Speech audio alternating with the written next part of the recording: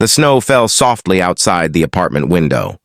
7-year-old Emma pressed her nose against the cold glass, watching the flakes drift down like tiny white feathers.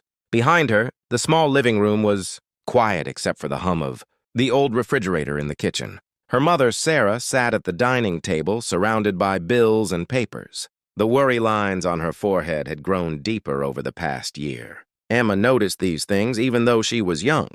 She noticed how her mother's smile didn't quite reach her eyes anymore. She noticed how they ate cereal for dinner sometimes now. She noticed the empty chair where her father used to sit.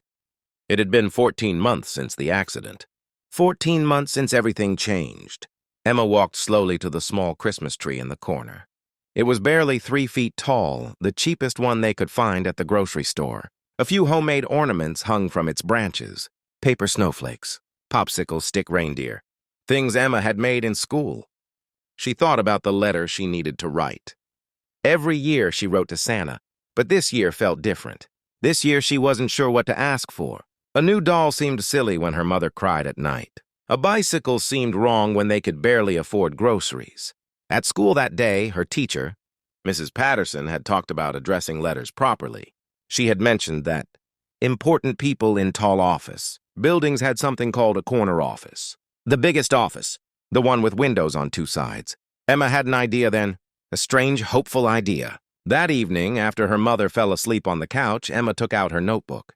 She chewed on her pencil for a long time, thinking carefully about each word. Then she began to write. "Dear Santa at the corner office," she started.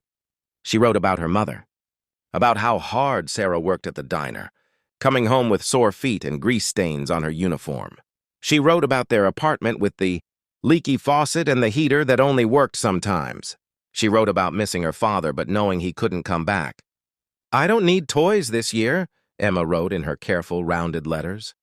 "But my mom needs help. She needs someone to remind her that good things can still happen. Could you please bring her something to smile about? A real smile, not the pretend ones." She folded the letter carefully. Then she addressed it the way Mrs. Patterson had taught them.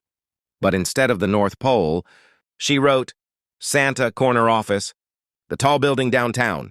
There was only one truly tall building in their small town, the Riverside Tower. 15 stories of glass and steel that rose above everything else. Emma had seen it on their bus rides. She had seen the lights in the windows at night, especially the top floor where the corner offices must be. The next morning, Emma bundled up in her thin winter coat.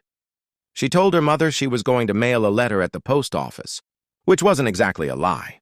Her mother, exhausted from a double shift, simply nodded and reminded her to be careful. Emma walked 6 blocks through the December cold. The Riverside Tower loomed ahead, impossibly tall from where she stood. The lobby was warm and grand, with marble floors that echoed when she walked. A security guard at the desk looked at her with raised eyebrows. "I have a letter for Santa," Emma said quietly, holding up her envelope. In the corner office, the guard, a grandfather himself, smiled gently. "Well now, that's sweet. But honey, there's no Santa here." Emma's eyes filled with tears, but she stood her ground. "Please, it's important." "The corner office upstairs." Something in her voice made the guard pause. He looked at the envelope, addressed in a child's handwriting to Santa, "Corner office." He thought about his own grandchildren. He thought about the man who worked in the actual corner office, on the 15th floor, the CEO, Mr. James Mitchell, who had lost his wife 2 years ago and had been like a ghost ever since. "Tell you what," the guard said softly, "I'll make sure it gets there." 3 days passed. Emma checked the mailbox every afternoon, though she didn't know what she was hoping for. On the 4th day, there was a knock at the door. Sarah answered it, finding a tall man in an expensive coat standing in the hallway. He looked uncomfortable, out of place in their worn building. He held a red envelope in his hand. "I'm looking for Emma," he said quietly. "I received her letter." Sarah's confusion turned to shock as James Mitchell introduced himself. He owned half the businesses in town, and he was standing at their door, holding a child's letter to Santa. Emma appeared behind her mother, eyes wide. "You wrote to me," James said, kneeling down to her level. His own eyes were red as if he'd been crying. "You asked Santa to help your mother smile again, to bring something good." He paused, his voice thick with emotion. I haven't smiled in 2 years. Not since I lost my wife. I've been sitting in that corner office, surrounded by everything money can buy, and feeling nothing but empty. He looked up at Sarah, then back at Emma.